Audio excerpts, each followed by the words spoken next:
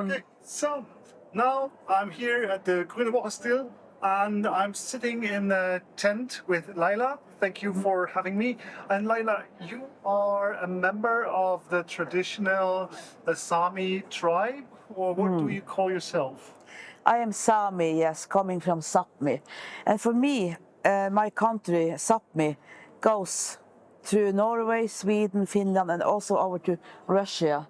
Okay, so, Because there are also Sami people living on the Russian side of the border. so there's no borders for your... Of course it is borders, but for my culture there are no borders. Okay. Yeah, but the borders came and we were split up in different countries. But is there something that connects all of the Sami people, like the language maybe?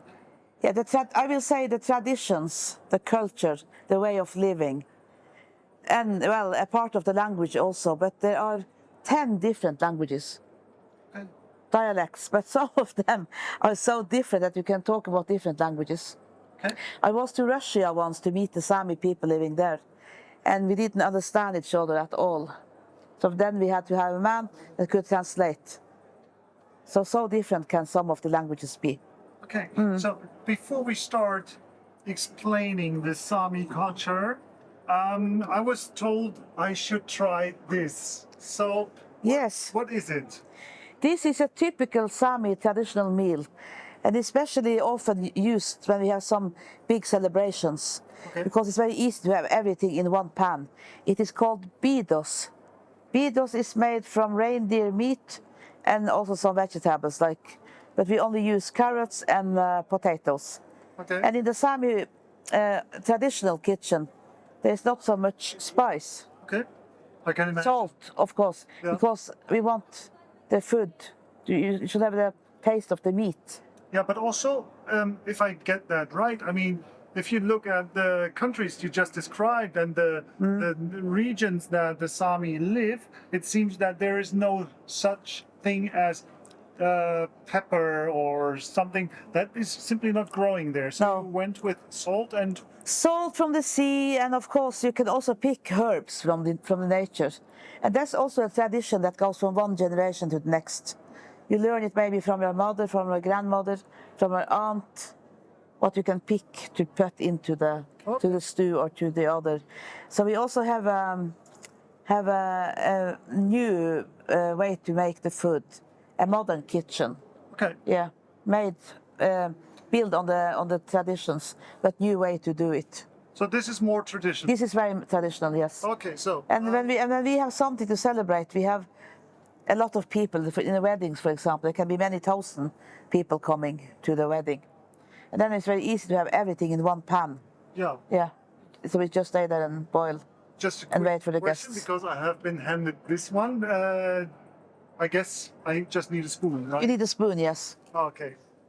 Because maybe it was like drinking from the pan or something. I'm not sure. Here you have a spork. Fork. Spoon fork. Spoon and fork. Yeah, That will be a spork. All right. So, let's see. You said it's what meat is it? Reindeer, of course. Yeah. Because Sami and reindeer are close as this during the whole history. It belongs to us. I had reindeer in my head, but then I was thinking, no, you can't possibly eat Santa Claus's sleigh. Are you children often? I don't want to eat Rudolph. But then you say this is not Rudolph. This is Rudolph's sister or brother. No red nose. No. Imagine the big pan of food, and Yeah. there's one red glowing thumb. Ooh, that will be boring. That would be terrible. So let's try the.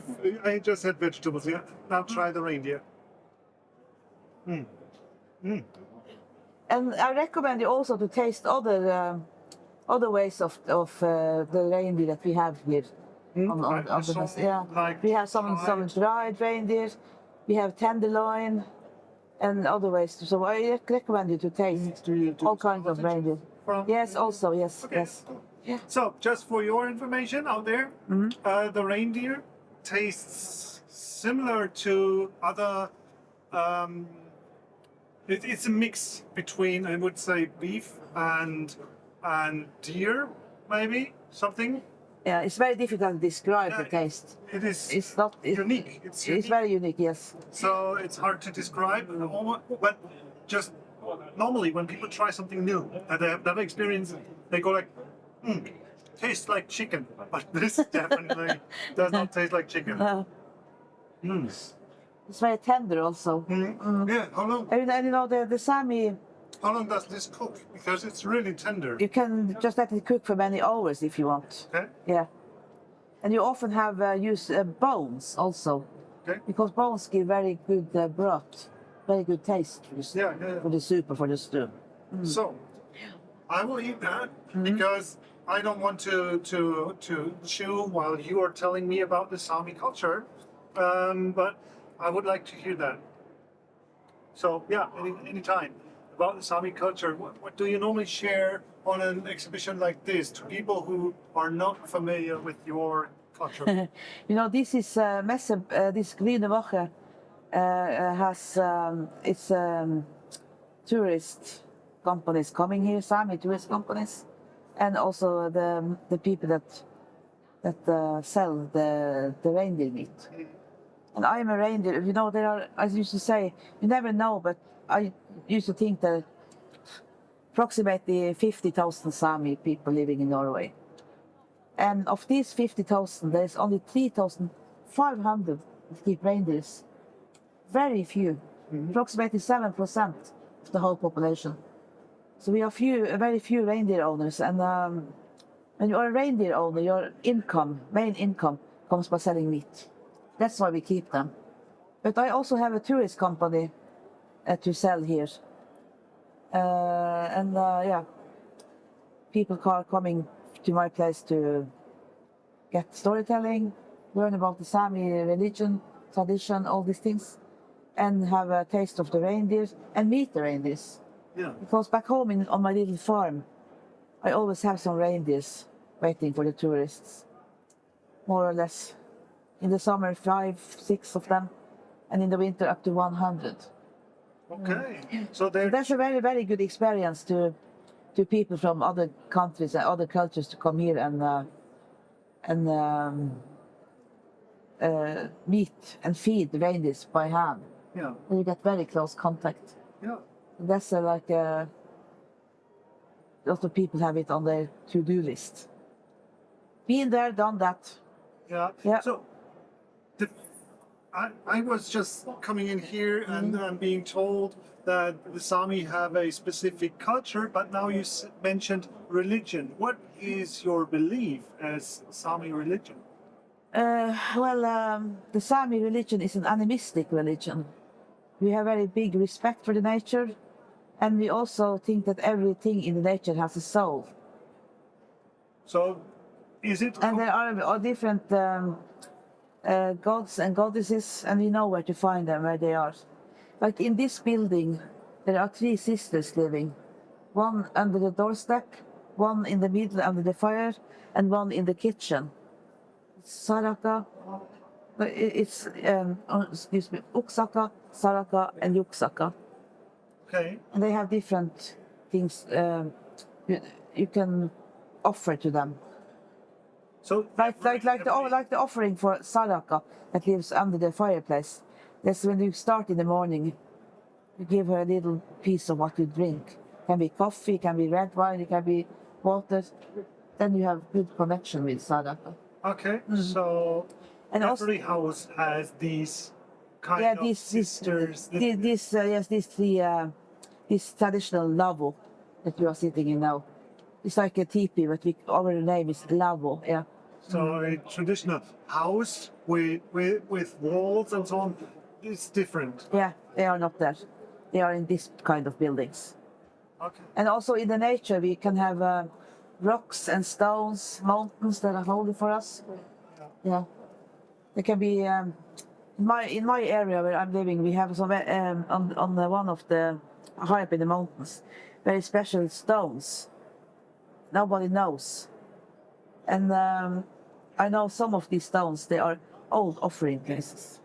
I never bring people up there because there is also a part of the religion that is a little bit secret. The people don't want to tell that we do the offering still. But if you pass by, you can see maybe there's a piece of antler, there can be bones, there can be a tail from a fox, there can be a head from a fish, and there can be coins. Okay. Because if you are a hunter, if you are a fisherman, you offer different things. And if you pick up the coin, it's not from 1951, it's from this year. And that just shows you that people still do the offering. That's your secret, you don't talk about it. Okay. Yeah.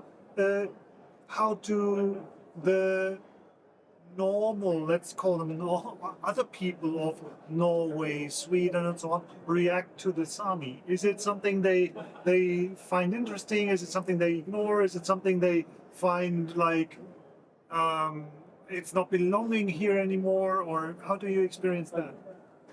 Both. I can talk about Norway, and in the past, especially after the Second World War, Norway is a new nation.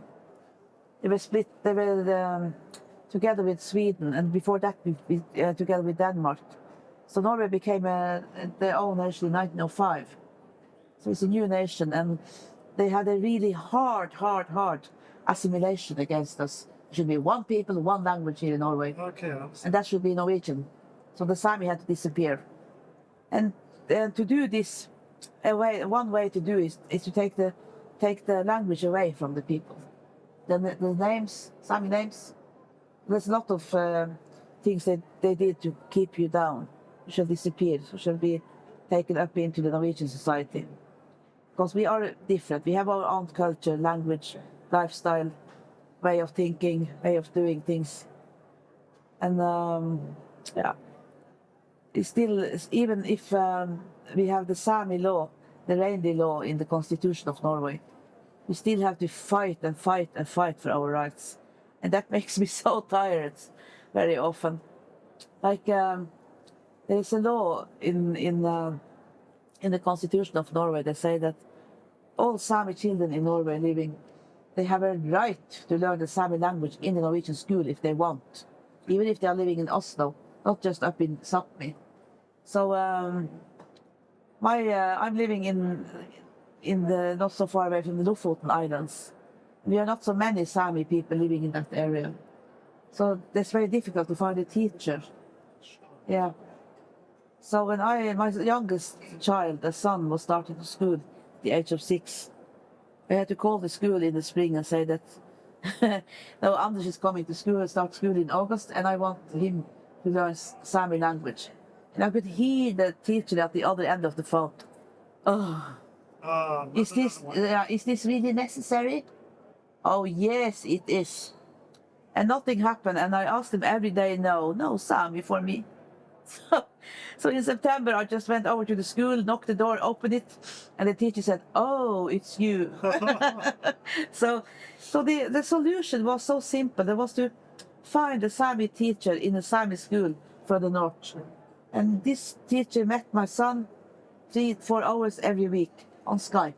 That's how they could communicate. Yeah, that's it. That was the problem. Yeah. And all the homework by email. Yeah. Today he can read, he can write, he can talk. No problem. But it's so easy to find a solution if you really want. Yeah, it's always. But you always have to fight, and it makes me so tired sometimes. So yeah.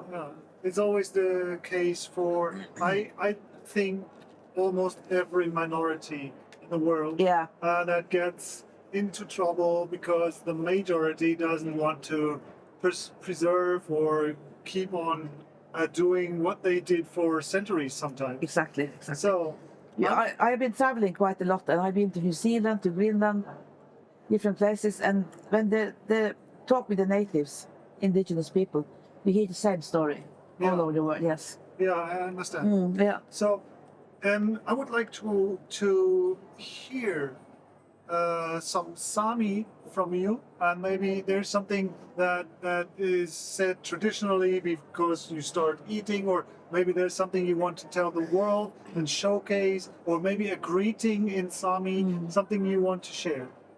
Yeah. When you came in here, I could have said to you, Voor de baby, ja, voordat kwaad in deken moedoesa. Okay. That means just that we could say hello to you and welcome you into my place. Okay. Yeah. I'm not trying to repeat that. No, I don't think you, because if you try, you have forgotten everything when you walk out of the door here. Yeah, no, Yeah. also it's pretty loud here. Maybe you cannot hear it by microphones, but I haven't heard everything perfectly. No. But also, yeah, It's now there's so many people. I'm happy with 2 languages, and I'm not really learning quickly new stuff. So, thank you very much for letting me into your, what is this tent called? Lavo, Lavo. Lavo, yes. Yeah, thank you for... And this word Lavo has also turned into the Norwegian language, because this Lavo has been the main tent for almost everyone. You can see them on camping places in the summer, everywhere. Okay. You can have them for 2 people, 4 people, 6 people, 8 people, 50 people, depending on the size. And it is material here, this is canvas. Yeah, And just wanted to ask, this is modern material? yeah, this is a model because there are windows. Yeah. In the traditional one, there are no windows. But we still use this, this is the material we use.